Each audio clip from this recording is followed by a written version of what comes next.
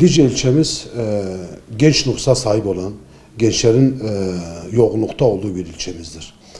Yaklaşık olarak 37 bine yakın bir nüfusumuz var ve bu nüfusumuzun ekseriyeti de gençlerden oluşuyor.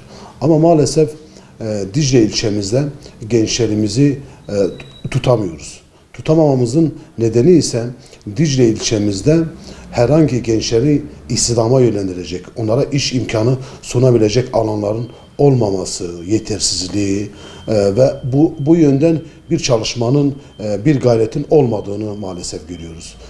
Yaz ayı olması münasebetiyle gençlerimizin büyük bir kısmı maalesef göç edip başka illerde çalışıyorlar. Bu gençlerimizin Dicle ilçemizde kalmasını teşvik edecek, onları bu yönde tutacak projelerin olması lazım. Bu projeleri maalesef biz burada göremiyoruz. Halbuki Dicle ilçemizden fazla büyük değil.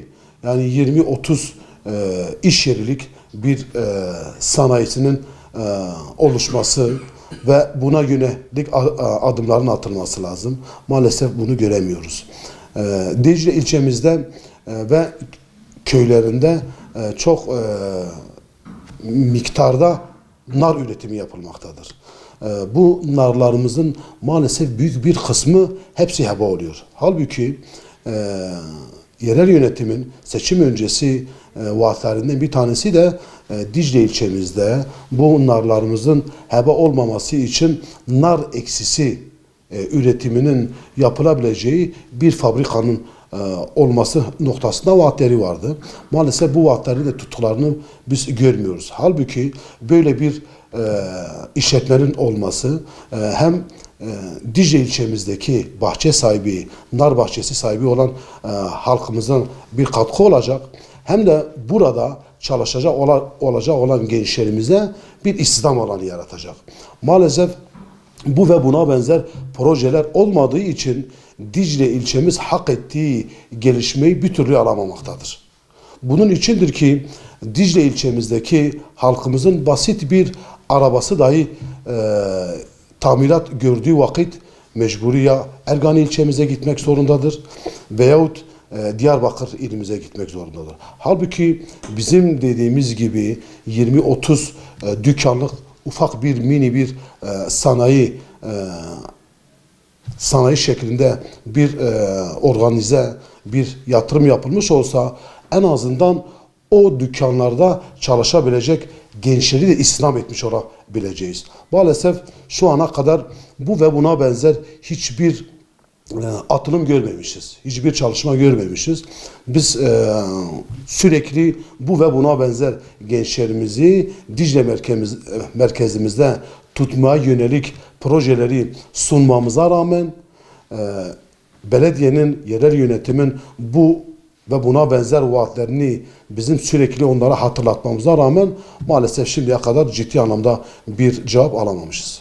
İş adamlarımızı Dicle'mize çekebilmek için veyahut Dicle'deki zanaatkarlarımızı, sanatkarlarımızı burada tutabilmek için mecburiyetten bizim yerel yönetimin veyahut idari bölgedeki, idari konumdaki yetkililerin iş adamlarına veyahut esnafımıza altyapısını oluşturması lazım.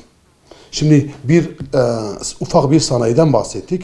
O sanayinin bizim dışarıdaki ustaları veyahut zanaatkarları buraya çekebilmemiz için veyahut burada tutabilmemiz için onlara ister istemez bunun altyapısını oluşturmamız lazım ve onlara bu anlamda bir katkı sunmamız lazım ki onları buraya çekebilelim veyahut burada tutabilelim.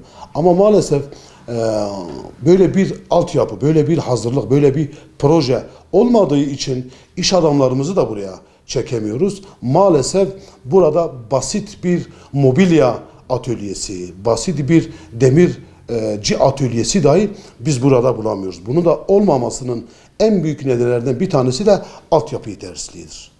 Aslında bu dediğimiz örneklerin yanında birçok da bunu artırabiliriz. Mesela bizim Dicle ilçemizde badem üretimi yapılıyor.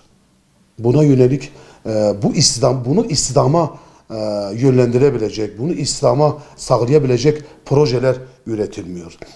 Veyahut Dicle'nin ekonomisini canlandırma adına Dicle'de devlet dairesinde çalışan memurlarımızın Dicle ilçemizde kalabilmelerini sağlayacak sosyal alanların, sosyal hayatın olmaması ve bunun olmamasından ötürü Dicle ilçemizin fayda görmesi gereken bu ekonomi tarafını, yani Dicle ilçemizde yaşayan memurlarımızın, işçilerimizin Dicle'de ikametgah etmediklerinden ötürü Dicle'deki esnafımız bu ekonomi payından mahrum kalıyorlar. Halbuki bunlara yönelik sosyal hayatı canlandıracak mesire alanlarının yapılması, yürüyüş alanlarının yapılması, insanların geceleyin gidip oturabilecekleri çay bahçelerinin yapılması, yani dolayısıyla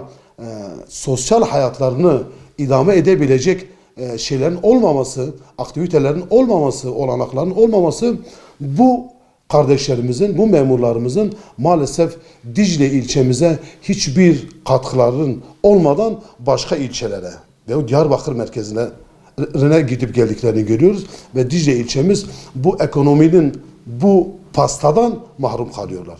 Buna yönelik yerel yönetimin projeleri, vaatleri yerine gelirse, getirmeye çalışırlarsa en azından böyle bir istihdama sebep olabilecek, istihdamın önünü açabilecek alanlar fazlalaşır. İmalat yerleri fazlalaşır, üretim yerleri fazlalaşır ve bu ister istemez Dicle ilçemize ekonomi olarak, refah olarak geri dönecek. Bunun yanında Dicle ilçemizin kırsal kesiminde yaşayan vatandaşlarımızın malumunuz bu kardeşlerimizin, bu köylülerimizin en büyük ihtiyaç kalemlerinden bir tanesi de besledikleri, yetiştirdikleri hayvanları getirip ilçe merkezinde satmalarıdır. Ama maalesef çok yazıktır ki Dicle ilçemizde bir hayvan pazarı yoktur. Maalesef Dicle ilçemizin en işlek olan çarşının merkezinde köylülerimiz gelip maalesef hayvanlarını burada satmak zorunda kalıyorlar. Veyahut bizim komşu ilçemiz olan Hani ilçemizdeki hayvan pazarına gidip hayvanlarını orada satıyorlar ve Dicle'nin içinde kalması gereken ekonomi katkısı Dicle ilçemizden çok ya Diyarbakır'a, Ergani'ye veyahut Hani ilçemize kayıyor. Bu da hayvan pazarının olmamasından kaynaklanıyor.